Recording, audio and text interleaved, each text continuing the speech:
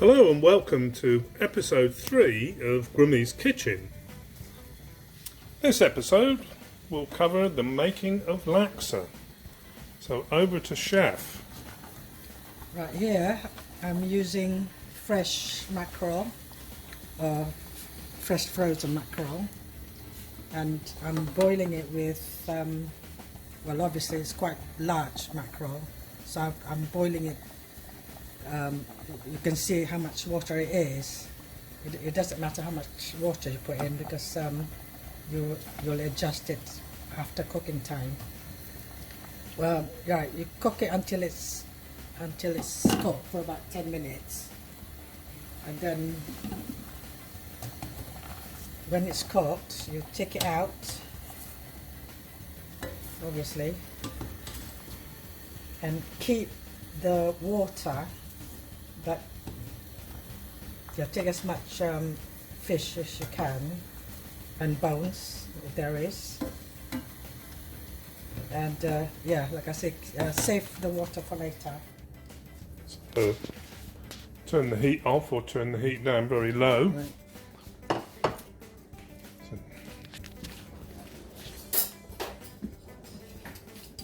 So now what you need to do is obviously take the flesh out and blend it. So just sort of quickly filleting it. Just removing the bones. Right, so well you can stop now. Right, I'm just going to blend it and come back. So it's just going to go in the blender, Yeah. like so, and we'll come back in a little while.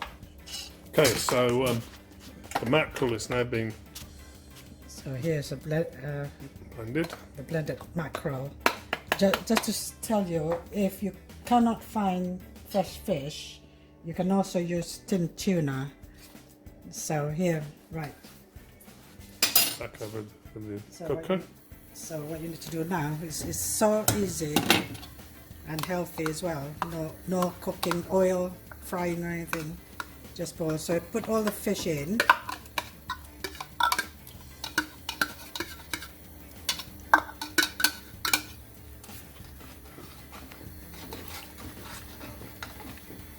Put the fish in. And the heat was turned back up a bit at the same time. And this is chili paste, not sambal, but the chili paste that by now you should be able to know. That was the first stage of making the sambal. Yeah. Yeah, so anyway, this was from the first stage of the sambal. Yeah, the amount of chili determine on how spicy you want it, I suppose. And also this is blended onion and garlic. Again from the first stage of episode 1, making sambal. Yeah, and So that was like a couple of desserts, tablespoons, was that? yeah. A couple of tablespoons of each.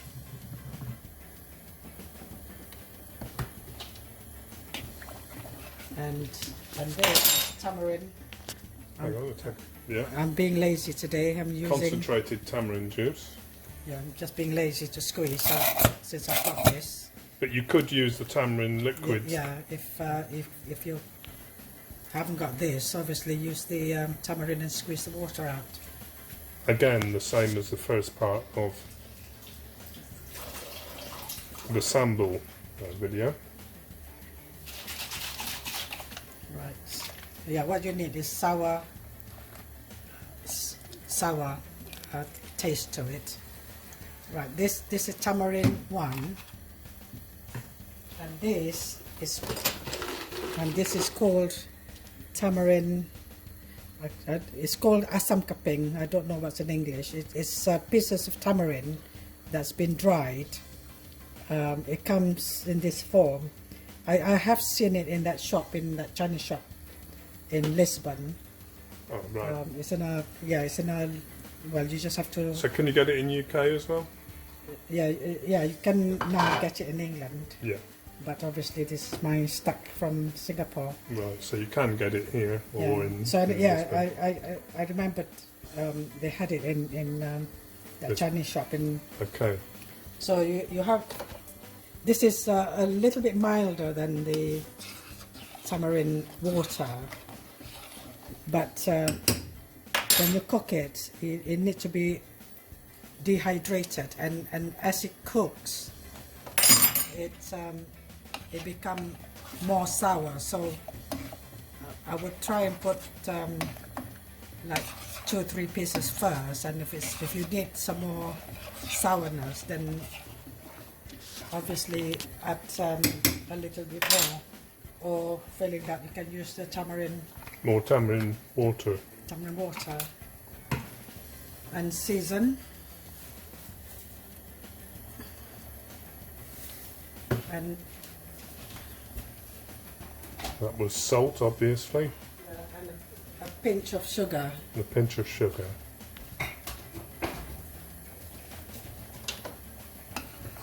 And that is it. Oh, Yeah, you want so how long do we cook that for now then? you just need to cook it for about 10-15 minutes, and the consistency is obviously you probably won't cook as much as me, especially if you use tin tuna.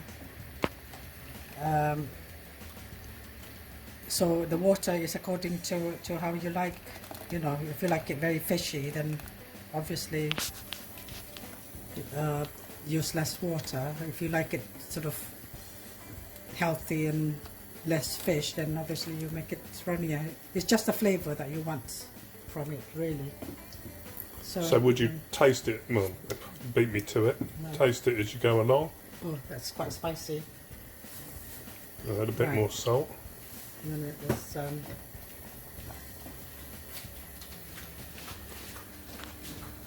stop a minute. Okay, So, yeah.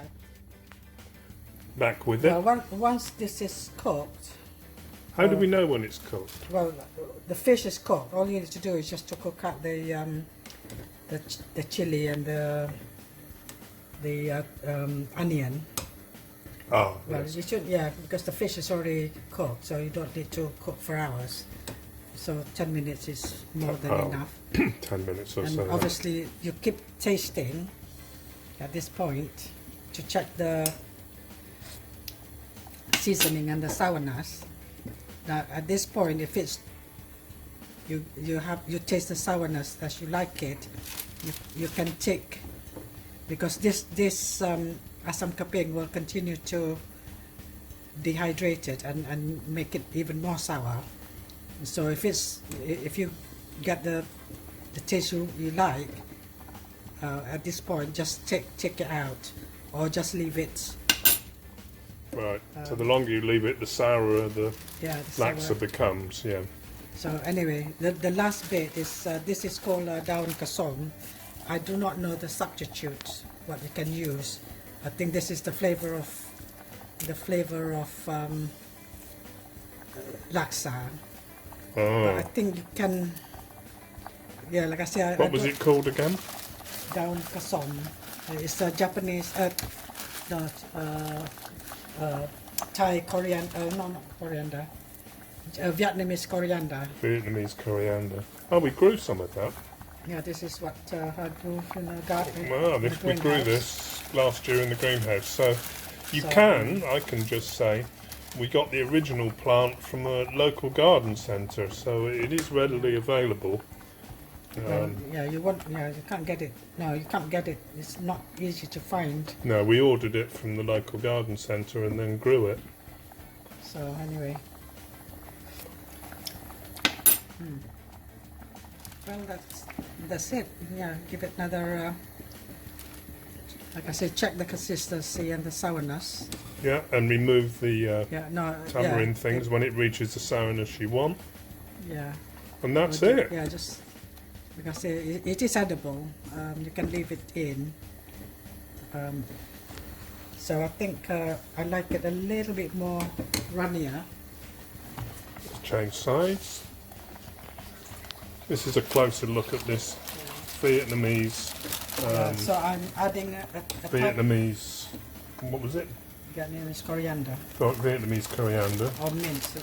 They sometimes call it. Sometimes call it Vietnamese mint. Yeah. So because it looks quite thick to me, I just add a tiny bit of water. Yeah, like I said, it's the flavour of the fish that you want to extract from it, not the actual chunks of fish. Yeah, because they're all minced up now, blended. So anyway, taste it again. More salt. And that's it. Okay, well thank you Grummy for another recipe. Right, simple and healthy and very, very quick to do. And we'll see you at the next episode. Oh yeah, the sorry. noodle I'm using. We'll just come over to the Yeah. sink. I've soaked my noodles. This is well, let me look at the packet. But I'm not sure you can get it in Lisbon, because even here it's quite difficult to find. It's called that. Penang Laksa rice noodles. Yeah, but I think what you can use is, as long as yeah, you might be able to find a thickish rice noodles. Rice noodles. Yeah, like this, and like I said, soak it. Or you can use, you know, whatever noodle you don't get the thin vermicelli thing. So thick noodles. Yeah, you can use udon noodle if you're really stuck. So Okay. right, what I'm doing now is I'm soaking it, and after that I'm gonna finish cooking by boiling it, and then drain the water, obviously. Yeah. And that's your That's it. laksa done. Excellent. Just one last look at the laksa. Turning the heat down, tasting again. And there we go. I wish you could taste it. So Yeah, nice. and smell it. Yeah. Okay, thank you. Right, that's done. Okay. Bye from Grummy's Kitchen.